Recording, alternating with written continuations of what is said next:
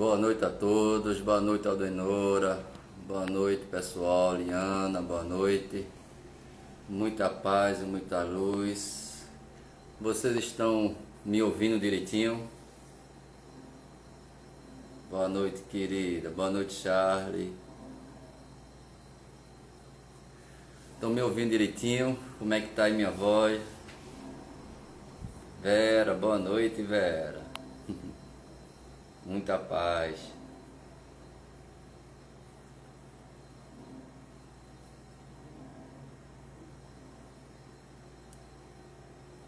Graças a Deus. Então vamos iniciar mais uma live, né? No mês comemorativo dos 69 anos do Centro Espírita 9 de Outubro, em Morenos, Pernambuco. E nós que fazemos o Centro Espírita, o Bom Samaritano, na minha representação, desejamos a todos que fazem o SENO, né, o Centro Espírita 9 de Outubro, muito progresso moral e espiritual e de acolhimento, né, essa casa que oferece muita luz, muito amor a todos que chegam a ela, né? Boa noite, meu querido Rivaldo, muita paz, muita luz. E para mim é uma alegria, uma satisfação em poder fazer parte desse mês tão especial, né? Muitas casas estão fazendo mês de aniversário, né? O Bom Samaritano também está fazendo aí, eu acredito seus 67 ou 68 anos também esse mês de janeiro. E a gente fica muito feliz em poder compartilhar com todos vocês, né, esse momento oportuno. Quero agradecer a Aldenora pela oportunidade de poder estar com vocês, de poder dividir o nosso humilde conhecimento acerca da nossa doutrina espírita. O nosso tema de hoje está aí fixado, né? Livre-arbítrio e consequência. Nós iremos trilhar o pensamento de Kardec, né, de algumas perguntas que ele fez aos espíritos, né, tentar entender esse mecanismo do livre-arbítrio e as consequências que nos levam, né, às nossas ações. E depois iremos encerrar com Leon Denis, no livro O Problema do Ser, do Destino da Dor, e também, né, ele vai discorrer um pouco do livre-arbítrio. Portanto, vamos nesse exato momento, são 20 horas e 5 minutos, já vamos aproveitar o tempo máximo e agradecer por mais essa oportunidade através da conexão com Jesus.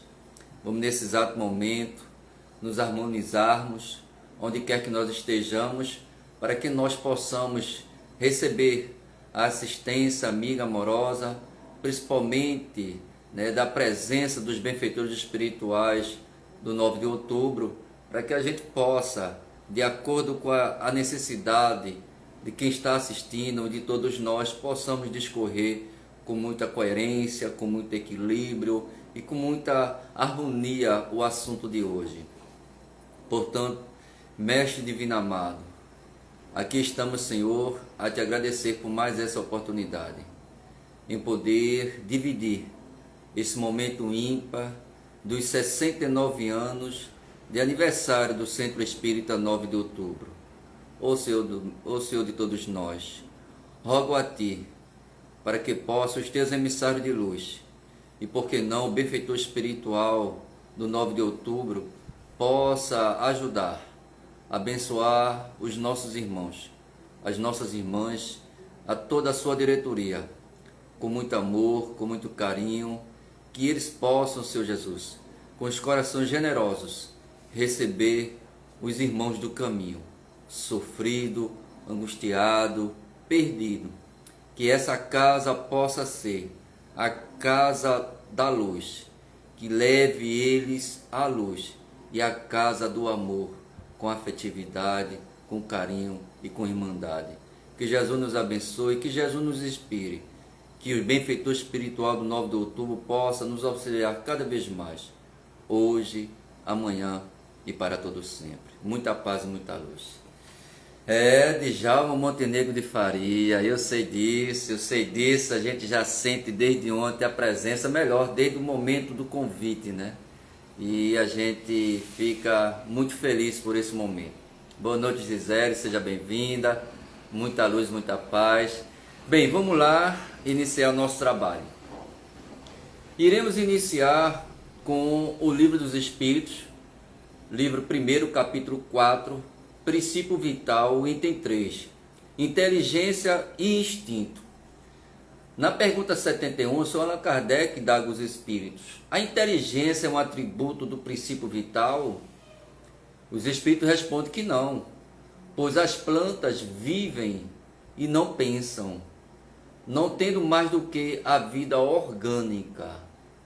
A inteligência e a matéria são independentes, pois um corpo pode viver sem inteligência, mas a inteligência não pode manifestar-se por meio dos órgãos materiais. Somente a união com o espírito da inteligência, a matéria animalizada, ou seja, todos os animais, né, plantas, os orgânicos, ele tem os instintos, né? Ele tem um princípio vital. Já é diferente do espírito. O espírito tem um princípio vital e tem a inteligência. Mas para ele se manifestar, ele precisa de um corpo físico. Haja vista que Deus encontrou uma maneira mais prática para ajudar a sua criação a evoluir, a atingir o objetivo da evolução, do progresso moral e espiritual, que é através do corpo físico. Portanto, como diz os espíritos, com a união do espírito com o corpo, há essa manifestação. E aí a gente percebe de que eu só condiciono, nós espíritos, materializado no corpo físico, só nos manifestamos por conta do corpo físico, dessa ligação que há espírito, perispírito e o corpo. Kardec traz um comentário muito interessante. A inteligência é uma faculdade especial própria de certas classes de seres orgânicos, às quais dá, com o pensamento, a vontade de agir, de fazer, né? E essa classe é o espírito. Essa classe é o espírito. E essa classe também é a planta e os animais. Por quê? Os animais e as plantas, eles têm uma inteligência rudimentar, que mais do que a gente podemos imaginar, ele tem um desejo, uma ação, uma vontade não racional, mas propriamente mais instintiva do que inteligente. Portanto, a gente percebe aqui que quando Kardec diz, quando ele tem a vontade de agir, a consciência de sua existência e de sua individualidade, aí Kardec já está falando do espírito. Kardec já está falando do espírito. Assim como os meios de estabelecer relações com o mundo exterior e prover as suas necessidades. Ou seja, o espírito, quando ele habita o corpo físico, ele tem uma necessidade da sobrevivência. Daí há uma ação instintiva para tal. E continuando, na questão 72, Kardec indaga os espíritos: qual é a fonte da inteligência? E ele responde: já o dissemos, a inteligência universal, que foge da nossa compreensão a retirada, né, dessa questão da universalidade, né, desse princípio da inteligência.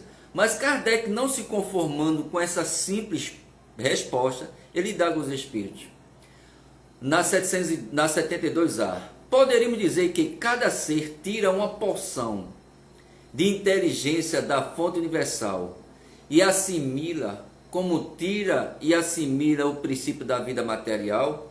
Os espíritos vão dizer o seguinte: isto não é mais do que uma comparação, mas não é exata. Tirar porções, porque aí o espírito ele perde o princípio da sua ação, da sua individualidade, do princípio da vontade de agir, de desenvolver, né, podemos dizer, desenvolver toda a sua característica como ser pensante. Porque aí, quando o espírito, podemos dizer assim, como tem algumas religiões, diz que quando o indivíduo ele morre, acaba tudo, e uma parte volta para o todo, aí a gente percebe que o espírito não existe. Mas partindo do princípio do que ele diz aqui, mas não exata, porque a inteligência é uma faculdade própria de cada ser e constitui a sua individualidade moral. Daí a gente percebe que ele não tira, é um desenvolvimento interior, é um desenvolvimento de cada espírito. E ele diz mais: de resto, bem o sabeis, há coisas que não é dado ao homem penetrar, e esta por enquanto é uma delas. Conhecer de como ocorre esse desenvolvimento, né? De como retirar essas essências para dar ao homem uma condição de pensar, de agir e de fazer. Kardec continua agora no capítulo 4, princípio vital, no item 33, inteligência e instinto, ainda na 73. O instinto é independente da inteligência? Precisamente não, porque é uma espécie de inteligência. O instinto é uma inteligência não racional. É aquilo que nós falamos da planta e dos animais. É um instinto não racional, rudimentar. É por ele que todos os seres provêm a sua necessidade. Busca uma maneira, uma forma da sobrevivência. É daí que ele começa a engatear, a procurar um caminho para a autossobrevivência. E aí a gente percebe o que? É onde desponta os primeiros princípios do livre-arbítrio, ainda não propriamente dito. Por quê? Através dessa ação, ele começa a nutrir algo que possa dar a ele uma condição de continuidade. Daí a gente percebe nessa, podemos dizer entre aspas, nessa condição do livre-arbítrio, mas uma concepção de uma escolha. Ou ele pode ir, ou ele não pode ir. Mas como tudo é natural, a predisposição das consequências de prover a sua necessidade, ele vai em busca. E aí é a consequência da escolha da sobrevivência. Os animais têm inteligência limitada, perfeito. Aí é longe de conceber que um animal pense igual a gente, né? Isso aí a gente já viu no Livro dos Espíritos. Kardec, na 75A, indaga aos Espíritos: por que a razão não é sempre o guia infalível? Gente, eu acho essa resposta dos Espíritos muito atual. Olha a resposta dos Espíritos. Ela seria infalível se não existisse falseada pela má educação, pelo orgulho e egoísmo. Percebe que a razão, pela a condição ainda do espírito, do indivíduo, ele leva a agir de uma forma equivocada, muitas das vezes, que deveria ser o normal, que deveria ser o contrário. Se eu penso, e se o bem comum da humanidade, da sociedade é viver bem, por que vou agir mal? E aí a gente vai entender no decorrer do nosso estudo esses pensamentos que Kardec vai buscar. E os espíritos continuam: o instinto não raciocina. A razão permite ao homem escolher, dando-lhe a ele o que? O livre-arbítrio, entre fazer o bem ou o mal. E a gente vai ver isso mais adiante. Kardec traz um comentário muito interessante sobre essa questão. O instinto é uma inteligência rudimentar. Já tínhamos falado sobre isso, que difere da inteligência propriamente dita, por seres quase sempre espontâneo, por ser quase sempre espontâneo nas suas manifestações. Enquanto daquelas são o resultado da apreciação e de uma deliberação, ou seja, o instinto ele age espontaneamente, a outra não, tem a ação, tem a escolha, tem o livre-arbítrio de agir. E Kardec conclui: o instinto varia em suas manifestações segundo as espécies e as suas necessidades. Nos seres dotados de consciência e de percepção das coisas exteriores, ele se alia à inteligência, o que quer dizer a vontade e a liberdade. Ou seja, nós agimos tanto pelo instinto como pela inteligência. Daí a gente percebe, tivemos agora, né, essa repercussão da menina, né, da família aí, da Beatriz, né? O que leva o indivíduo a agir como ele agiu diante de uma criança inofensiva, né? E aí podemos dizer, ele agiu mais pelo lado instintivo, animal, de poder assim, de poder se proteger, do que racional. Porque o racional daria a ele a condição de ele nem sequer querer entrar ali. Porque assim era uma festa privada, ele não foi convidado, ele não entraria ali. E as consequências para ele foram consequências danosas. Ou seja, acarretou para si um débito de uma existência e, acima de tudo, acarretou para ele agora um processo criminal. Olha a consequência aí. Quando a gente age, muitas das vezes, instintivamente misturado com a razão. E aí, ele utilizando a razão, ele diz o seguinte: bem, eu vou fazer isso, porque se eu não fizer isso, ela vai gritar, alguém vai me pegar e eu vou ser preso. Para que isso não aconteça, é melhor que eu aniquile logo.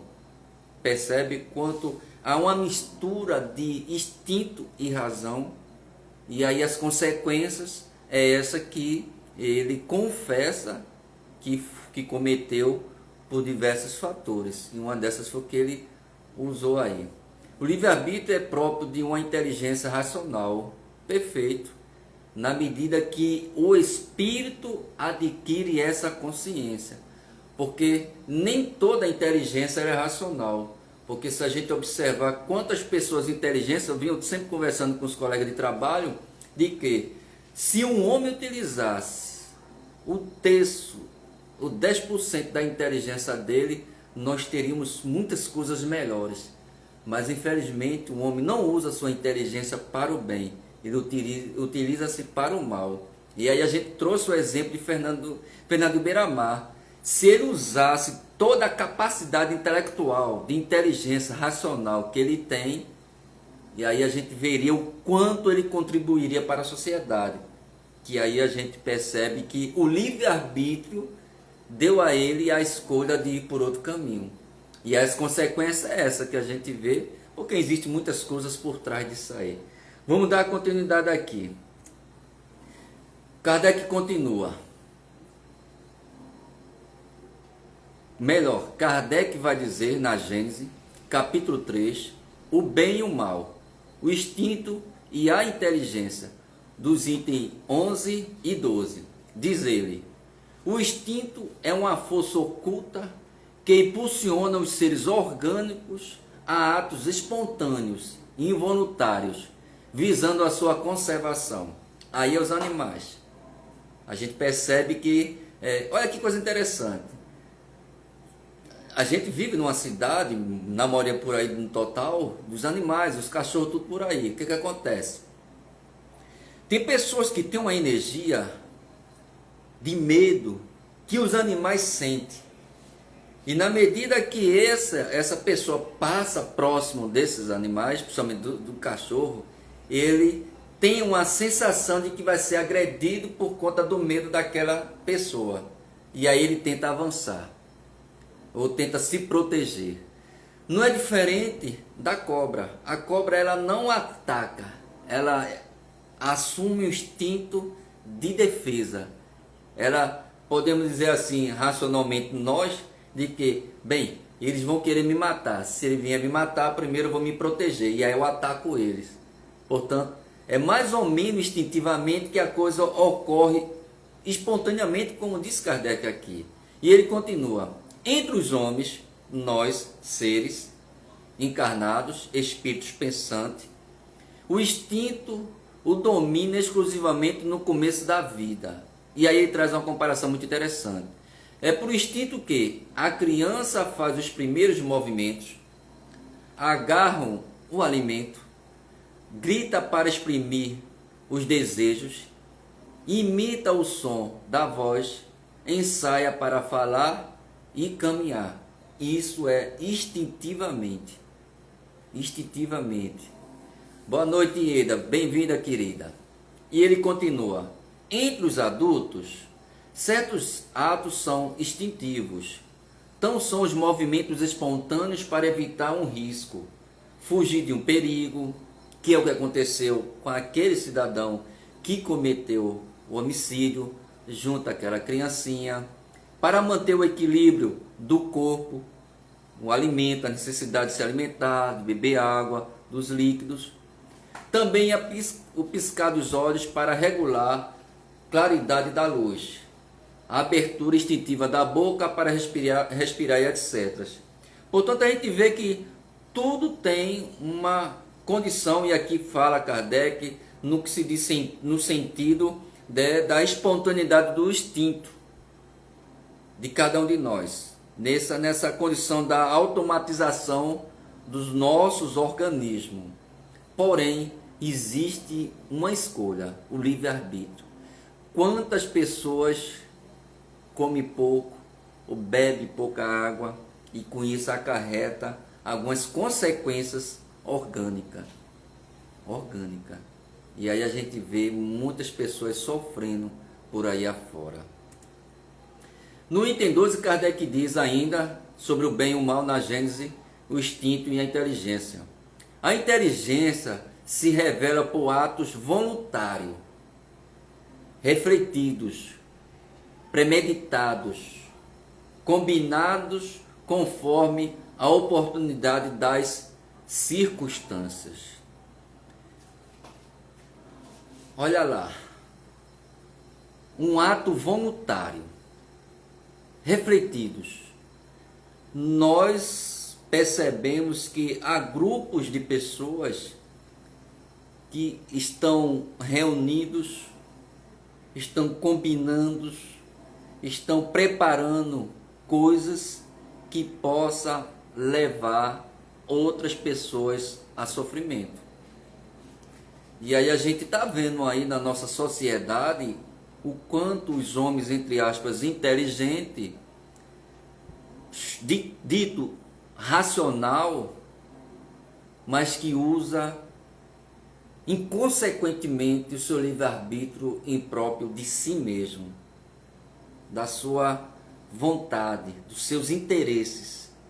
Porque é mais fácil eu ter do que eles terem. E aí a gente vê quantas pessoas estão sofrendo na atualidade.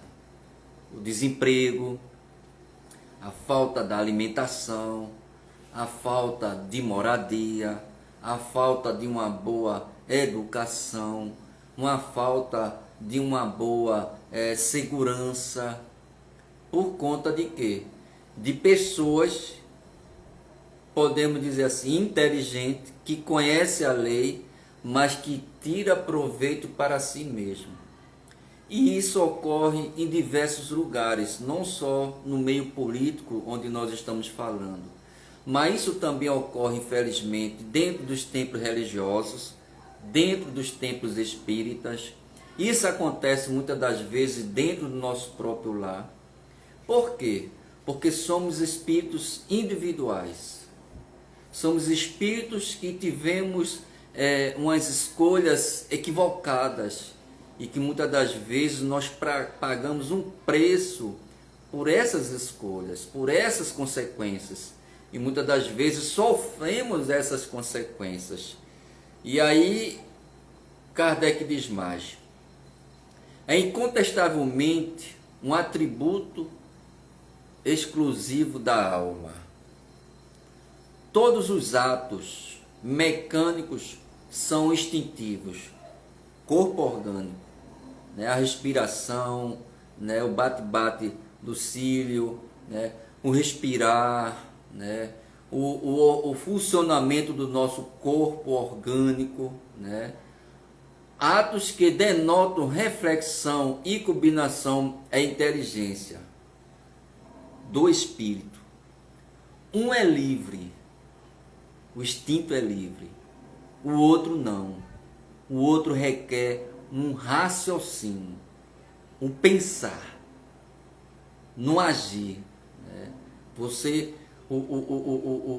A razão requer de você uma reflexão acerca daquela atitude, que muitas das vezes, pelos nossos equívocos e pela nossa inferioridade moral, ainda nos leva a grande sofrimento, a grandes consequências danosas no futuro. No Evangelho segundo o Espiritismo, no capítulo 11, amar o próximo como a si mesmo, instruções dos Espíritos, a lei de amor, pelo Espírito de Lázaro, no item 8, a gente vai trazer um texto, um trechozinho muito interessante. O amor resume toda a doutrina de Jesus, porque é o sentimento por excelência, e os sentimentos são os instintos elevados à altura do progresso realizado. No seu ponto de partida, o homem só tem instinto ao sairmos da mão de Deus. Mas avançado e corrompido, só tem sensações. Aí já saímos do primitivismo e entramos agora, né, numa percepção de autoconhecimento de nós mesmos.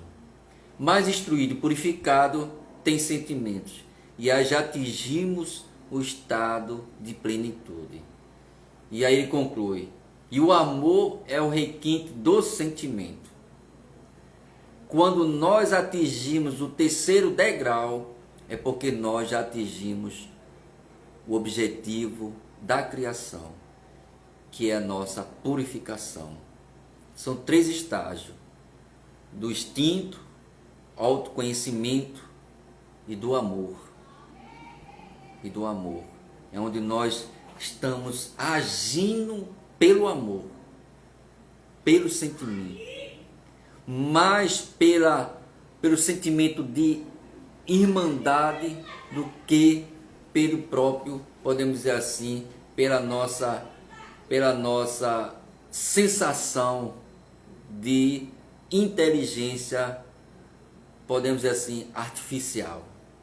Porque a inteligência artificial, ela camufla os desejos do indivíduo, que as suas consequências são danosas. Quer ver um exemplo? Pedro, quando Judas se aproxima para saudar Jesus com um beijo, que era a combinação que eles fizeram com os romanos, os soldados, Jesus, porque a saudação de um beijo é um costume judaico entre amigos.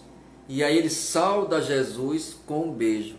E aí o soldado se aproxima e aí prende Jesus. Prendendo Jesus, camuflando a sua inteligência, a sua razão e seu instinto, tudo misturado, Pedro tira da bainha a espada e corta a orelha de soldado mau. Portanto, quantas das vezes nós agimos instintivamente e racionalmente, no sentido de que queremos proteger, mas de fato há uma consequência nesses atos. Quer ver outro que agia com essa naturalidade pela sua educação? Saulo de Tarso. Pela lei, porque a Torá é a lei, quantas pessoas ele perseguiu e quantas pessoas ele levou à morte. Inclusive seu ex-cunhado Gesiel, que na época era conhecido como Estevão. Portanto, essa mistura de sentimento, né, de razão, instinto, sem uma percepção de entendimento, leva o indivíduo a cometer muitas atitudes equivocadas que traz para ela consequências danosas. E aí vem o que? O sofrimento. E aí a gente lembra do Evangelho segundo o Espiritismo, no capítulo 5, Bem-aventurados os aflitos, né? Causas atuais das aflições e causas anteriores das aflições. Muitas das vezes nós nos indagamos a Deus, onde nos esforçamos para que nada pudéssemos cometer a alguém, e em contrapartida nós sofremos as consequências de algumas atitudes que não têm razão dessa atual existência. E aí Kardec vai explicar para a gente que se as nossas atitudes, se as consequências que nós estamos acarretando, que nós estamos reparando, não foi da atual existência, ela pode ter sido de uma existência anterior. Ou seja, uma causa e o efeito. A causa foi na pretérita e a consequência foi no futuro, numa futura existência. E muitas das vezes nós não compreendemos.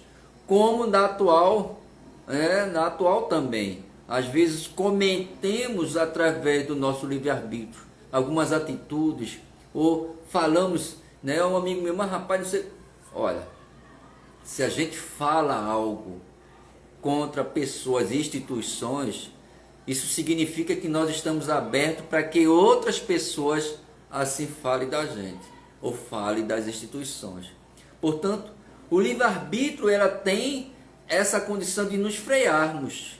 Melhor, nos liberta, mas precisamos perceber das consequências. Jesus foi muito claro falando sobre o livre-arbítrio e as consequências, quando ele vai dizer, o semear é livre, ou seja, o livre-arbítrio, mas a colheita é obrigatória. É as consequências do meu livre agir que me levou ou a viver bem ou a viver mal, sofrendo as consequências. Na questão 614, Kardec indaga os espíritos o que é a lei divina e o que é uma lei natural. E os espíritos respondem a Kardec: lei divina e natural é a lei de Deus. Lei de Deus. E olha outra coisa que ele dá mais adiante. Ela indica ao homem o que ele deve fazer e o que não deve fazer. E um homem só é infeliz se dessa lei ele se afasta. E aí ele vai ter o quê? O livre-arbítrio de agir ou não. E a gente vai ver algumas coisas interessantes aqui. Como podemos definir os espíritos? Podemos dizer que os espíritos são os seres inteligentes da criação. Eles povoam o universo, além do mundo material. Ou seja, encarnados como nós e desencarnados. O livro dos Espíritos, capítulo 2, do livro 2, capítulo 1, dos Espíritos, o item 6, cada espírito, a terceira ordem, espíritos imperfeitos, pergunta 101, caracteres gerais, Kardec vai dizer, predominância da matéria sobre o espírito, propensão ao mal, é essa a nossa condição ainda no mundo atual, no mundo de provas e expiação, ignorância, orgulho, egoísmo e todas as más paixões que lhe seguem. Portanto, somos nós ainda no mundo de provas e expiações. Por isso que muitas das vezes as nossas escolhas ela tem um dúbio sentido. E é nesse dúbio sentido que as consequências ela pode ser, na grande maioria, danosas. Nos acarreta sofrimento, dor, decepção. Tem a intuição de Deus, nós temos a intuição de Deus, mas não o compreendemos ainda, diz Kardec. No capítulo 1 dos Espíritos, item 7, progressão dos Espíritos, na 114, Kardec dá: os Espíritos são bons ou maus por natureza? Ou são eles mesmos que procuram melhorar-se? Os Espíritos mesmos se melhoram. Melhorando-se, passam de uma ordem inferior para uma superior. E aí o que é que Kardec, o que os Espíritos estão indicando a gente aqui? Que nós temos o que? O livre-arbítrio. E aí na sequência Kardec indaga: os Espíritos foram criados bons e outros maus? Deus criou todos os Espíritos simples, corpo físico, ignorante, sem conhecimento da lei. Porque a lei está estabelecida na nossa própria consciência, como diz o Espírito na questão 621. Ou seja, sem o conhecimento ainda. Porque quando nós saímos da mão de Deus, nós não temos o conhecimento ainda das coisas. Kardec indaga ainda na 115A. Segundo isto, os espíritos na sua origem se assemelham a crianças, ignorantes e sem experiência, mas adquirindo pouco a pouco os conhecimentos que lhes faltam a percorrer as diferentes fases da vida. Que pergunta, né, de Kardec. Kardec é muito, sei não, é muito atual. Ele traz de novo um exemplo da criança. E os Espíritos respondem: sim, a comparação é justa. A criança rebelde permanece ignorante e imperfeita. Podemos considerarmos esse cidadão que cometeu o homicídio e que muitos cometem por aí, ignorante e imperfeito. Uma criança rebelde ainda às leis divinas. Seu menor ou maior aproveitamento depende da sua docilidade. Se ele tivesse um traquejo, uma forma ou uma maneira de poder fazer com que aquela criança não gritasse, como ele assim asseverou, talvez ele tivesse saído ileso dali e aquela criança tivesse sobrevivido. Mas não, pelo seu instinto animal, ele cometeu o homicídio. Kardec é superlativo, com certeza. Com certeza. Sem ele, nós não conseguiríamos entender nada do que nós estamos vivenciando nos dias atuais.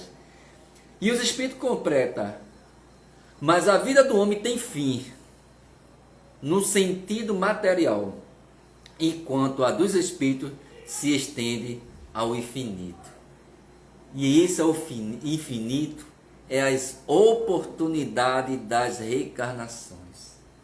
Nós nunca... Bem, tem alguns que estacionam, ficam ali, mas cansam. E depois ele quer sair daquela situação. No capítulo do livro 2, capítulo 1 dos Espíritos, item 7, progressão dos Espíritos, continua Kardec na questão 120. Todos os Espíritos passam pela feira do mal para chegar ao bem? Essa pergunta é muito interessante, porque eu vejo nessa pergunta Jesus. Jesus não foi, o Espírito não foi necessário entrar por esse caminho equivocado da escolha do seu livre-arbítrio para, né, podemos dizer assim, aquele sentido equivocado para depois regressarmos como nós. Olha o que os Espíritos vão responder: não pela feira do mal. Ninguém nasce para ser mal. Ninguém nasce com sentimento do mal. Mas pela ignorância. Portanto, o indivíduo que cometeu esse homicídio contra a menina Beatriz, ele agiu também pela ignorância da lei divina. E essa lei, ela só vai restabelecer na sua consciência, nas nossas consciências, através das sucessivas reencarnações. Kardec vai perguntar mais ainda, na 121. Por que alguns espíritos seguiram o caminho do bem e outros do mal? Olha que resposta, dentro da questão de hoje, da lição do tema de hoje, do livre-arbítrio. Não tem eles o livre-arbítrio entre escolher o caminho do bem e escolher o caminho do mal? Deus não criou espíritos maus, diz os espíritos. Criou-os simples e ignorantes. Ou seja, tão aptos para o bem quanto para o mal. Os que são maus, assim o se tornaram por sua vontade, pela sua escolha, pelas suas consequências. Qual foi a escolha de Judas Iscariotes? Foi de entregar Jesus, porque ele se decepcionou, imaginando que Jesus seria aquele rei que iria tomar o poderio de Roma. Mas quando ele viu que Jesus não era nada daquilo, ele entregou Jesus. E qual foi as suas consequências? O equívoco que levou ele ao sentimento de culpa, que levou ele ao quê? Ao suicídio. Mas a misericórdia divina sempre nos dá uma nova chance. E diante de sucessivas reencarnações, ele fechou um ciclo do amor e depois veio preparar o ciclo da luz. Foi quando ele veio na oportunidade do espírito de Joana d'Arc, preparou toda a França para que depois viesse o Consolador prometido por Jesus. E dali diante renasce o Espiritismo em nossas vidas. Foi quando Judas Iscariotes, revestindo um novo corpo físico, ele vem preparar e dar continuidade ao que Jesus espera de todos nós, da implantação do reino de Deus aos nossos corações. Sempre o nosso livre-arbítrio, seja equivocado ou não, sempre iremos escolher, mas sempre também teremos a oportunidade de reparar os equívocos do passado. 122. Como pode os espíritos em sua origem, quando ainda não têm a consciência de si mesmo, ter a liberdade de escolher entre o bem e o mal? Há neles um princípio, uma tendência qualquer que os leve mais para um lado que para o outro? Olha a resposta. Gente, o livre-arbítrio se desenvolve à medida que o espírito adquire consciência de si mesmo. Podemos dizer o seguinte: a etapa de uma criança é uma etapa de um espírito. Ela sai do ventre da mãe, ela tem uma proteção ali da mãe, o espírito sai da mão de Deus, ele tem uma proteção divina, e aí passa-se os meses e anos daquela criança que vai autodescobrindo. O espírito passa período para o autodescobrimento. E quando a criança começa a ter essa compreensão desse autoconhecimento, do que ela é, o que é que ela precisa fazer, dela ter essa autonomia aqui, e aí se tornando jovem, adulto e uma pessoa madura, da mesma forma é o espírito, esporadicamente reencarnando e despertando para esse autoconhecimento, por esse amadurecimento e para a compreensão da lei divina que está estabelecida na sua consciência. Ele vai atingindo o quê? Um amadurecimento, uma compreensão da vida, e depois ele vai ter já no final o domínio de si em detrimento da matéria, e aí ele atingir o quê? É o que nós iremos fazer também. Nós iremos atingir a pureza, espírito puro. Mas Leon Denis diz o seguinte: além da gente atingir o espírito puro, não pensemos que ali parou, não. Agora que nós iremos desenvolver o Cristo que existe em cada um de nós. É lindo demais. Só Leon Denis para fazer isso, gente. E aí a gente vai encerrar com ele, né? Falta 15 minutos. Olha o que Leon Denis vai dizer no livro Problema do Ser e do Destino da Dor, na parte 3ª, As Potências da Alma, capítulo 22, o livre-arbítrio. E ele começa dizendo o seguinte: a liberdade é a condição necessária da alma humana, que sem ela não poderia constituir seu destino. Sem o livre-arbítrio, como nós iremos constituir ou construir a nossa persona? Como nós iremos ser espírito puro. Nós não somos marionetes na mão de Deus, né? É preciso que nós hajamos com consciência do que precisamos evoluir.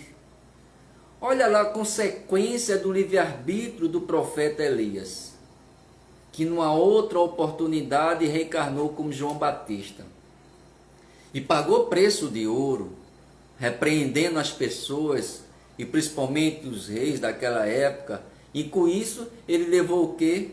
A mesma lei, entre aspas, de Talião. Ele poderia até escolher outro tipo de morte, mas ele escolheu a degolação também. A consciência se expande infinitamente. Perfeito. E isso é o que é um maravilhoso. É a doutrina dos Espíritos que nos oferece essa oportunidade de percebermos de que mesmo agindo como criança, a gente lembra aqui, eu vou até pedir permissão, que aqui eu não registrei ali, mas lendo a Bíblia aqui, a gente vai ver aqui, olha, primeiras cartas aos Coríntios, Paulo diz o seguinte, capítulo 13, o item 11, quando eu era menino, falava como menino, sentia como menino, discorria como menino, mas logo que cheguei a ser homem, acabei com as coisas de menino. Isso me traz uma percepção de que de perseguido ele se tornou perseguidor. Só por uma frase que Estevão disse a Abigail que deixou ele perturbado. Antes de ele se libertar do corpo físico, ele diz, Estevão diz a Abigail, da mesma proporção que ele defende com amor a lei, quando ele conhecer Jesus crucificado, ele defenderá com amor. Com amor. E isso está, Aldenora, a consequência da expansão infinita da consciência. Por quê? Na medida que nós nos identificamos com o amor, com Jesus, a nossa inteligência ela vai se ampliando e ela vai nos ajudando a... Eu lembro de uma frase que meu tio, quando participava da reunião de diretoria do Bom Samaritano, ele dizia o seguinte, é melhor pensar no que vai dizer para depois não ficar pensando no que diz. Isso é o que? Um despertar da consciência. Antes de a gente acometer qualquer atitude, qualquer ação, algo danoso a outro, porque a gente sabe que tudo que a gente faz ao outro, ela reverbera em nós também, seja ela coisas boas, seja ela equivocadas. E as pessoas não pensam nessas questões. É engraçado, mas é uma verdade, viu? E aí Leon Denis continua. À primeira vista, a liberdade do homem parece muito limitada ao círculo das fatalidades que o encerra, a morte. Necessidades físicas, condições sociais, interesses ou instintos. A liberdade e a responsabilidade são correlativas no ser e aumenta com a sua elevação. Olha aí o que você falou. Na medida que a gente cresce e evolui, e também dentro dessa perspectiva da reencarnação, a nossa responsabilidade perante as nossas atitudes, ela aumenta. Ela aumenta. E aí a gente fica imaginando quantos companheiros nossos, irmãos nossos, religiosos, de todas as matrizes, equivocadamente agiram, estão sofrendo as consequências dessas ações equivocadas, agindo instintivamente, deixando mais que o instinto animal agisse do que a razão. Porque a razão às vezes nos ajuda, e na grande maioria, a pensar, a não agir daquela forma. Porque agindo daquela forma, a gente vai sofrer as consequências. E isso fica mais para nós espíritas. Porque nós sabemos que se agirmos equivocadamente contra alguém, sabemos que nós iremos sofrer as consequências. Talvez não seja nem por aquela pessoa, mas por uma outra pessoa, por um outro momento, por uma outra circunstância, E aí a gente diz, poxa, não sei por que fulano me agiu dessa forma comigo, ou falou comigo dessa forma, ou fez isso comigo dessa forma. Foi porque nós, na nossa ação de livre agir, a consequência veio de uma outra forma, uma outra pessoa. Portanto, a lei divina, ela não fica à mercê das nossas atitudes, das nossas ações, como disse Leon Denis. É a responsabilidade do homem que faz a sua dignidade moral. Olha lá. É a nossa responsabilidade diante das nossas ações que nós dignificamos a nossa vida e moralizamos ela também. Mas essa ação do livre-arbítrio tem que ser para o bem, para o amor, para o respeito, para a solidariedade, para a fraternidade. Sem ela, não seria ele mais do que um automato, ou agindo automaticamente, ou um joguete das forças ambientes, que é o que a gente vê aí. Quantas pessoas brigam, destroem, né? A gente está vendo aí, no começo de janeiro, o que a natureza está trazendo para nós, né? Quantas das vezes, muito pouco a gente viu um janeiro tão chuvoso. Nós vivemos no Nordeste, principalmente, aqui em Pernambuco, janeiro sempre é muito quente, e a gente está vendo aí no começo aí chuvas. Salvador, Belo Horizonte, a gente vai para a Europa, né? O frio, né? Os maremotos, os terremotos, os tsunamis que está acontecendo. Quer dizer, são ações deliberadas do homem, onde vêm as consequências. E aí a gente diz, Deus não é justo. Mas quem somos nós para dizermos que Deus é justo ou Deus não é justo? Agora, será que a nossa ação deliberada está sendo correta? Porque se está sendo correta, o que é mais justo é não acontecer o que está acontecendo. Mas se é incorreta, as consequências são danosas. E aí ele continua a dizer, a noção de moralidade é inseparável da de liberdade.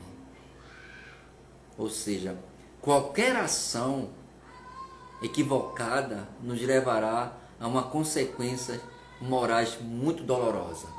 No livro Céu e Inferno, há um espírito que diz o seguinte, que quanto seria bom que as pessoas vissem aquele depoimento dele, né? Um criminoso arrependido. Por quê?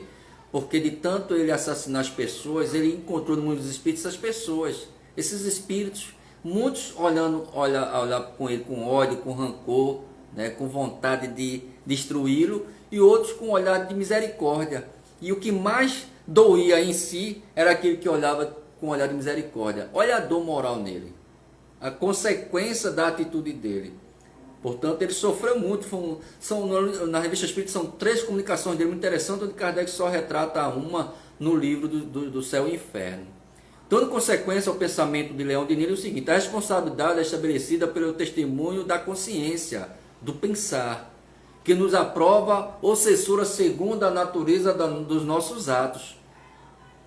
Se os nossos atos e se as nossa consciência levarmos ao que nós estamos. Nessa semana passamos por uma situação no trabalho em que um colega agiu de uma forma equivocada. E aí eu tive que pedir desculpa a ele se eu agir de uma forma equivocada, eu estando certo. Mas prontamente depois ele reconheceu o equívoco dele.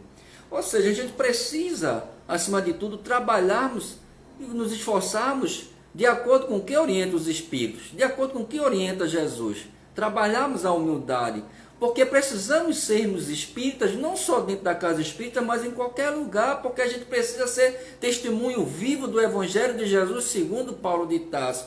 É com as nossas ações que nós iremos levar o mundo para um mundo melhor. Se eu quero ter uma vida melhor, se eu quero ter pessoas melhores, eu tenho que agir de acordo com o que a lei divina me ensina, com o que Jesus me ensina a amar dentro de uma fraternidade, dentro do amor. Eu preciso construir pontes e não paredes.